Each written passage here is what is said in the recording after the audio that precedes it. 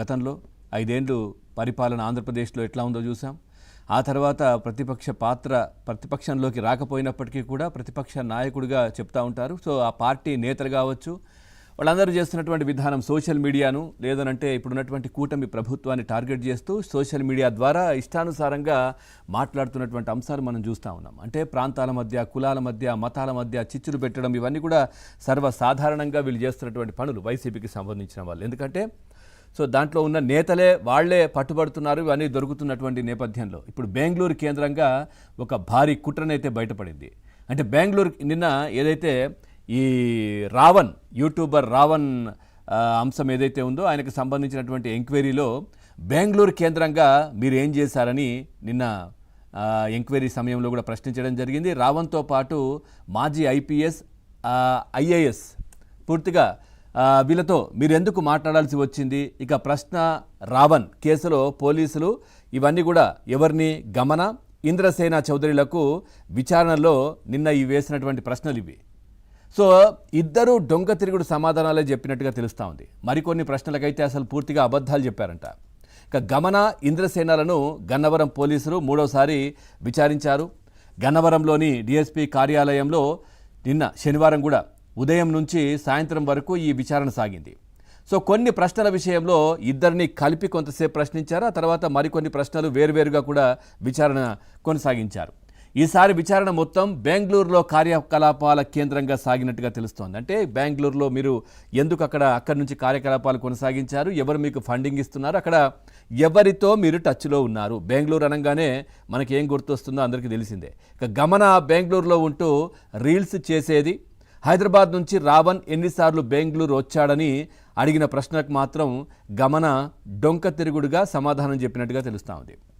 ఇక బెంగళూరు వచ్చినప్పుడు ఎవరెవరిని కలిశాడని అడగగా ఆమె నోరు విప్పలేదంట దీనికి, ఈ ప్రశ్నకు. ఇక రావణ్కు సంబంధించిన ప్రశ్న యూట్యూబ్ ఛానల్ ఆధునీకరణకు కొంతమందితో గమన పెట్టుబడులు కూడా పెట్టించిందట. సో ఆర్థిక వనరులపై ఇటు దర్యాప్తు చేస్తున్న క్రమంలో ఈ విషయాన్ని పోలీసులు గుర్తించారని సమాచారం. అసలు రావణ్ ఛానల్కు పెట్టుబడుల ప్రవాహాన్ని పంపించాల్సిన అవసరం ఏముంది, ఎవరికి ఉంది? బెంగళూరు వేదికగా ఎవరికి ఉంది? అక్కడి నుంచి ఎవరు చేశారు, ఎవరు చేస్తున్నారు, ఎవరు దీని వెనుక ఉన్నారు? ఇవన్నీ కూడా బయటకు వచ్చే అవకాశాలు కనిపిస్తూ ఉన్నాయి. దీనికి ఆమె నుంచి సమాధానం రాలేదు. అట్లాగే ఇంద్రసేన బంధువైనప్పటికీ కూడా రావణ్తో బంధం బలపడ్డానికి కారణాలు ఏంటన్న ప్రశ్నకు జవాబు ఇవ్వలేదు. ఇంద్రసేన కొన్ని ప్రశ్నలకే నోరు విప్పాడంట. ఇంద్రసేన అంటే ఆయన ఇక్కడ ఉన్నటువంటి జూబ్లీహిల్స్ ఆయన నివాసంలో ఈ ఛానల్కి ప్రశ్న అనే ఛానల్కి రావణ్కి సంబంధించిన దానికి ఫ్రీగా సో ఒక రెంట్కి కూడా అంటే రెంట్ కాదు ఫ్రీగానే ఇచ్చాడంట, ఒక ఫ్లోర్లో ఆఫీస్ పెట్టుకోవడానికి. సో ఆయన ఎందుకు అంత సహకరించారు? ఆయన వైసీపీ పార్టీకి సంబంధించిన నేతనే. ఇక బెంగళూరులో ఎన్ని వీడియోలు చేశారని అడిగితే మౌనం వహించాడంట ఈ ఇంద్రసేన. ఇక యూట్యూబ్ ద్వారా వచ్చినటువంటి ఆదాయంతోనే ఛానల్ను ఆధునీకరించారని ఇద్దరు చెప్పారంట. మరి యూట్యూబ్ నుంచి నెలకు ఎంత ఆదాయం వస్తుందనే ప్రశ్నకు మాత్రం తెల్లముఖం వేశారు. మాకు తెలియదు, ఆ వివరాలు రావణ్కు మాత్రమే తెలుసు అంటూ కూడా చెప్పారు. తిరిగి 21వ తేదీన విచారణకు మళ్ళీ హాజరు కావాలని గమనకు ఇంద్రసేనకు పోలీసులు అయితే నోటీసులు ఇచ్చారు. సో చాలా ఇంపార్టెంట్ కీలకమైన విషయాలు అయితే దీంట్లో రాబట్టినట్టుగా తెలుస్తూ ఉంది. విడివిడిగా ప్రశ్నించినప్పుడు పొంతనలేని సమాధానాలు చెప్పారంట. సో దీంట్లో ఒక క్లూ అయితే దొరికింది.